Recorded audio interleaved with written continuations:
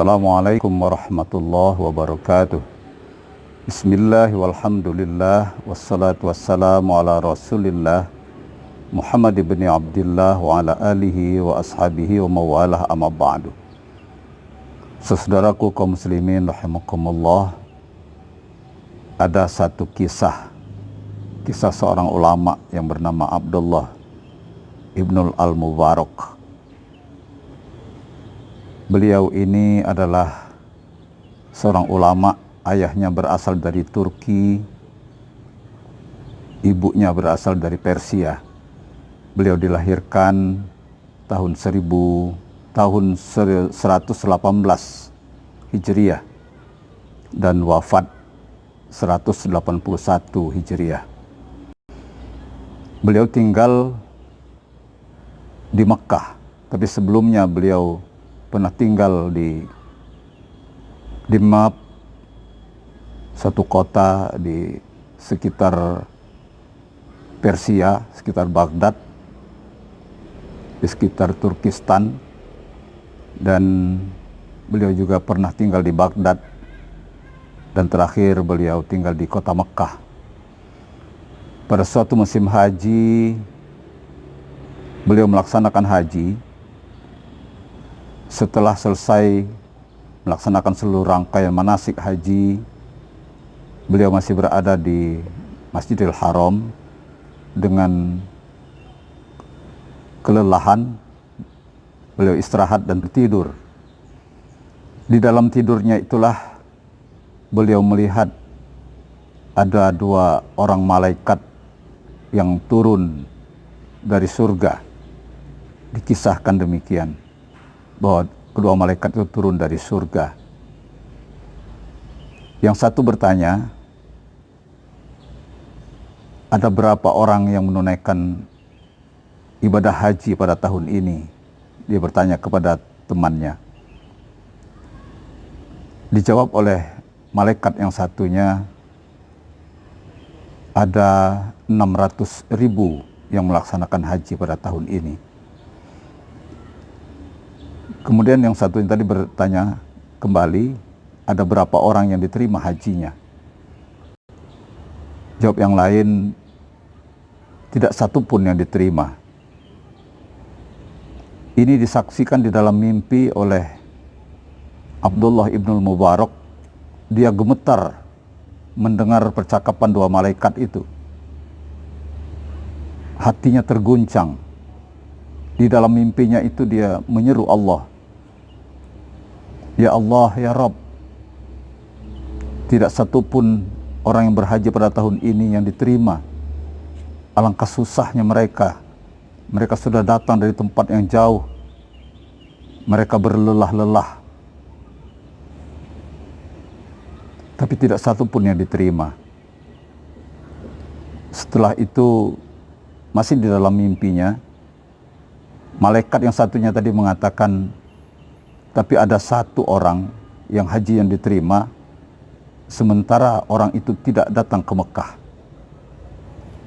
Orang itu bernama Ali ibnul Muwaffaq. Dia tinggal di Damaskus. Setelah malaikat itu mengucapkan demikian, Abdullah ibnul Mubarak terbangun dari tidurnya. Dia menghela napas panjang. Dia bertekad akan mencari orang yang bernama Ali ibnul Muwaffaq. Singkat cerita, Abdullah ibnul Mubarak pergi ke Damaskus mencari alamat yang disebutkan di dalam mimpinya yang bernama Ali ibnul Muwaffaq. Setelah ketemu, yang dipastikan itu adalah rumahnya, Abdullah memanggil. Dia berseru dengan suara yang keras sehingga keluarlah orang. Langsung dia bertanya, "Siapa namamu?" Orang itu menjawab, "Saya adalah Ali ibnul Muwaffaq. Saya ingin berbicara kepadamu." Jawab Al-Muwaffaq, mari ke sini. Lantas Abdullah Al-Mubarak bertanya, apa pekerjaanmu? Pekerjaan saya tukang sol sepatu. Sehingga Abdullah ibn Mubarak memastikan bahwa itulah orang yang di dalam mimpinya. Sebab di dalam mimpinya tadi juga disebutkan bahwa Ali ibn Muwaffaq itu adalah seorang yang tukang sepatu. Diceritakanlah apa yang terjadi dalam mimpinya. Lantas Abdullah Al-Mubarak bertanya kepada Al-Muwaffaq, ceritakan kepada saya, ikhwal, apa yang kau lakukan menjelang haji ini. Saudaraku kaum muslimin rahimakumullah, Al-Muwaffaq bercerita, saya sudah 30 tahun merindukan untuk berhaji. Saya kumpulkan uang selama 30 tahun itu, dan tahun ini menurut perhitungan saya cukup biaya saya untuk berangkat menunaikan haji.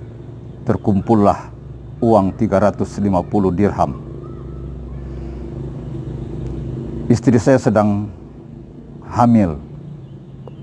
Pada suatu malam istri saya mencium bau masakan tetangga sebelah.